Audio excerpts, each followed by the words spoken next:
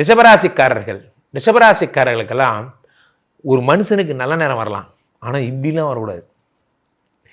ரிஷபராசிக்காரர்களுக்கு ராசியில் யார்? குரு பகவான் இருக்கிறார்.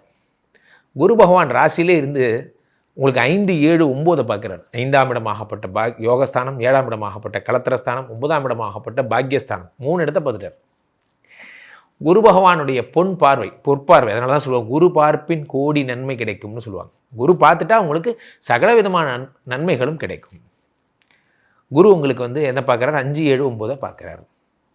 இவர் அதை பார்த்ததுனால உங்களுக்கு என்ன நடக்கும் என்று நம்ம கேட்குறோம். என்ன நடக்கும் என்றால், யோகஸ்தானம், குழந்தை இல்லாதவங்களுக்கெல்லாம் குழந்தை கிடைக்க போகுது, கல்யாணம் ஆகாதவங்களுக்கு கல்யாணம் ஆகும். அது மாதிரி பக்கத்தில் இருக்கிற ஸ்டேட்டு ஏதாவது போகணும் அப்படின்னு நினைக்கிறவங்களுக்கு அந்த ஸ்டேட்டுக்குரிய இங்கே தெலுங்கானா போகிறேன், ஆந்திரா போகிறேன், கர்நாடகா போகிறேன், எங்கே போகிறீங்களோ போங்க, நீங்கள் போகிற இடத்துல பொழைச்சிப்பீங்க போன்ற 6 தாண்டும் பணியாவது உங்களுக்கு கிடைக்கும்.